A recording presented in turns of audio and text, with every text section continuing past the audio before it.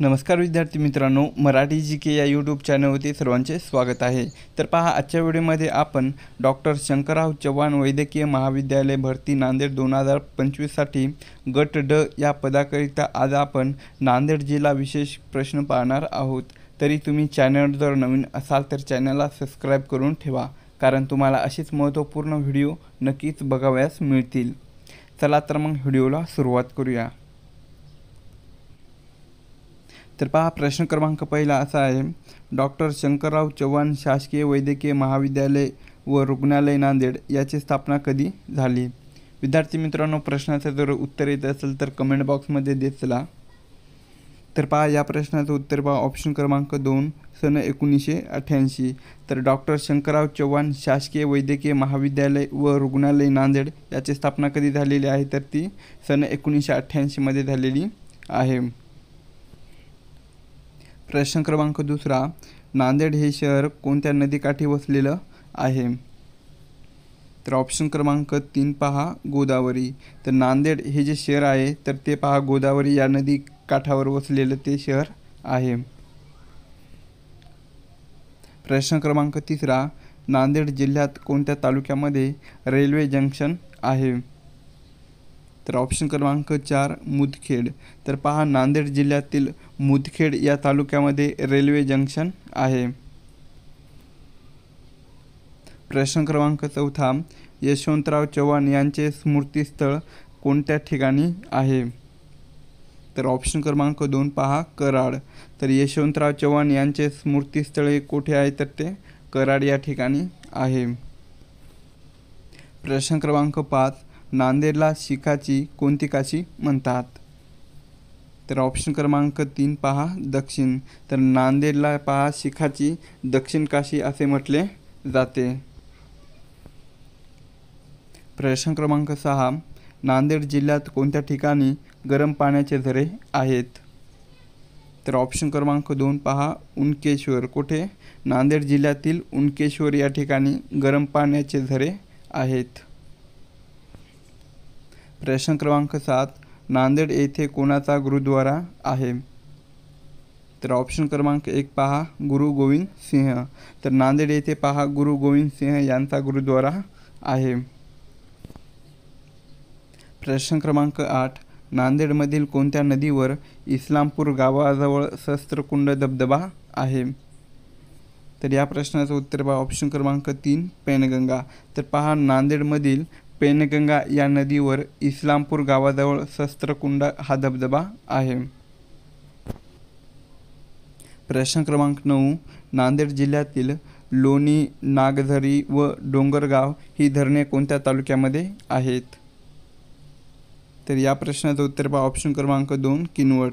तर पहा, नांदेड जिल्ह्यातील लोणी, नागझरी आणि डोंगरगाव ही जी धरणे आहेत तर ती पहा किनवट या तालुक्यामध्ये येतात। प्रश्न क्रमांक 10, नांदेड जिल्ह्यात कुष्ठधाम खालीलपैकी कोठे आहे। तर ऑप्शन क्रमांक 1 पहा, नेरळी। तर नांदेड जिल्ह्यामध्ये कुष्ठधाम हे नेरळी या ठिकाणी आहे। प्रश्न क्रमांक 11, नांदेड जिल्ह्याचे एकूण क्षेत्रफळ किती चौरस किलोमीटर आहे। तर ऑप्शन क्रमांक 3 पहा, 10,528। तर नांदेड जिल्ह्याचे एकूण क्षेत्रफळ हे पहा 10,528 चौरस किलोमीटर इतकं आहे। प्रश्न क्रमांक 12, नांदेडचे पूर्वीचे जुने नाव काय होते। तर या प्रश्नाचं उत्तर पहा, ऑप्शन क्रमांक 4 यापैकी सर्व। म्हणजेच पहा, पहिला आहे नंदीवडी, दुसरा आहे नंदीग्राम आणि तिसरा आहे नदी तट। तर हे जे तीन नावं आहेत तर ते पहा नांदेड जिल्ह्याचे पूर्वीचे नाव आहेत। प्रश्न क्रमांक 13, नांदेड जिल्ह्यातील किनवट या तालुक्यामध्ये कशाचे कारखाने आहेत। तर या प्रश्नाचं उत्तर पहा, ऑप्शन क्रमांक 1 लाकूड कटाई।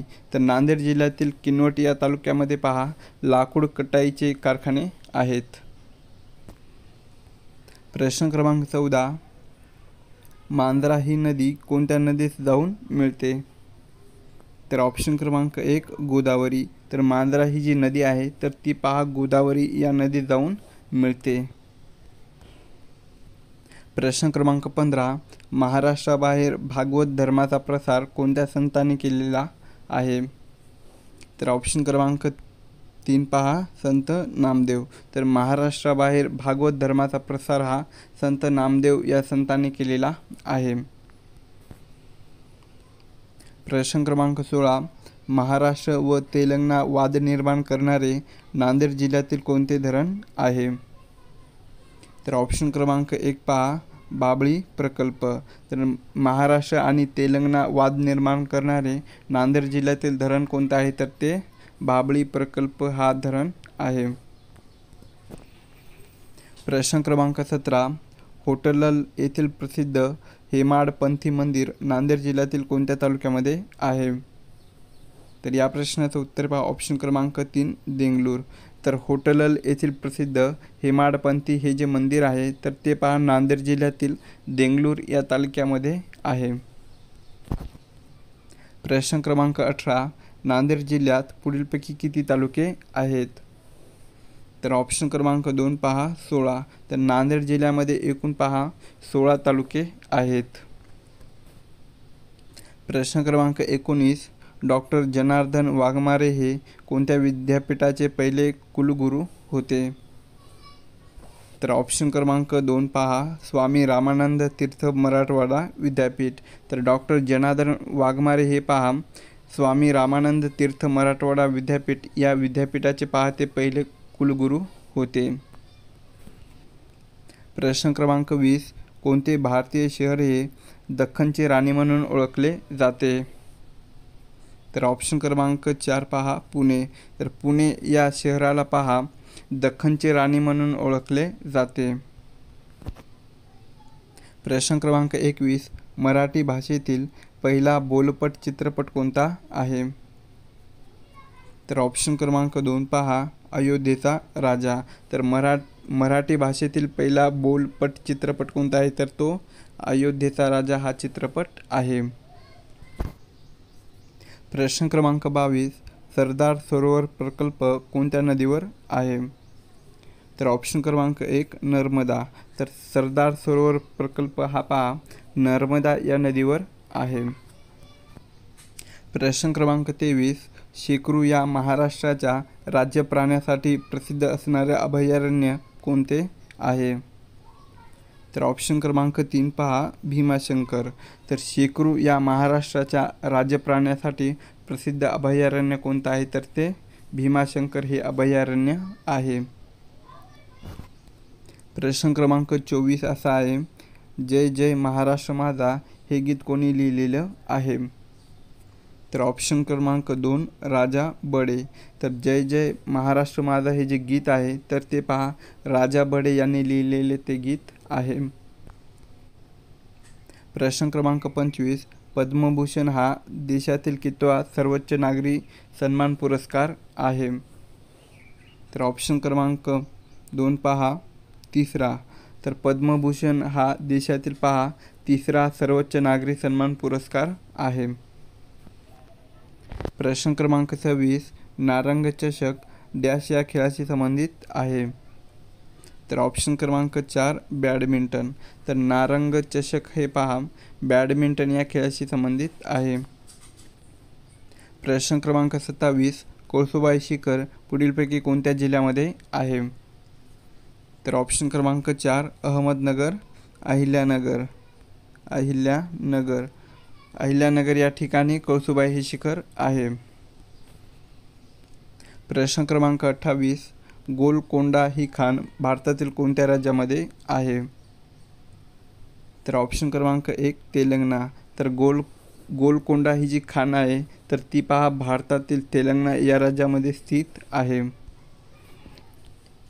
प्रश्न क्रमांक 29. सन 1857च्या उठावानंतर भारताचा कारभार चालवण्यासाठी कोणत्या पदाची निर्मिती करण्यात आली होती? तर या प्रश्नाचं उत्तर पहा ऑप्शन क्रमांक 1 secretary of state for India. कोणती आहे? Secretary of state for India या पदाची निर्मिती ही सन 1857च्या उठावानंतर भारताचा कारभार चालवण्यासाठी करण्यात आली होती. प्रश्न क्रमांक 30. महाराष्ट्र राज्याच्या उत्तरेकडील सातपुडा पर्वतरांगेतील डॅश हे सर्वात उंच शिखर आहे? तर ऑप्शन क्रमांक 3 पहा, अस्तंबा. तर महाराष्ट्र राज्याच्या उत्तरेकडील सातपुडा पर्वतरांगेतील पहा अस्तंबा हे शिखर सर्वात उंच शिखर आहे. प्रश्न क्रमांक 31. खालीलपैकी कोणत्या हक्कास डॉक्टर बाबासाहेब आंबेडकरांनी राज्यघटनेचे हृदय आणि आत्मा म्हटलेलं आहे? तर ऑप्शन क्रमांक 1 पहा, घटनात्मक उपायांचा अधिकार. तर पहा, घटनात्मक उपायांचा अधिकार या हक्कास डॉक्टर आंबेडकरांनी राज्यघटनेचे हृदय आणि आत्मा असे म्हटलेलं आहे.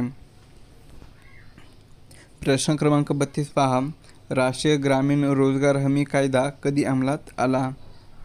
तर ऑप्शन क्रमांक 1 फेब्रुवारी 2006. तर राष्ट्रीय ग्रामीण रोजगार हमी हा कायदा फेब्रुवारी 2006 या रोजी अंमलात आलेला आहे. प्रश्न क्रमांक 33. भारतीय राज्यघटनेत खालीलपैकी कोणते मूलभूत कर्तव्य समाविष्ट नाही? तर ऑप्शन क्रमांक 4 पहा, मतदान करणे.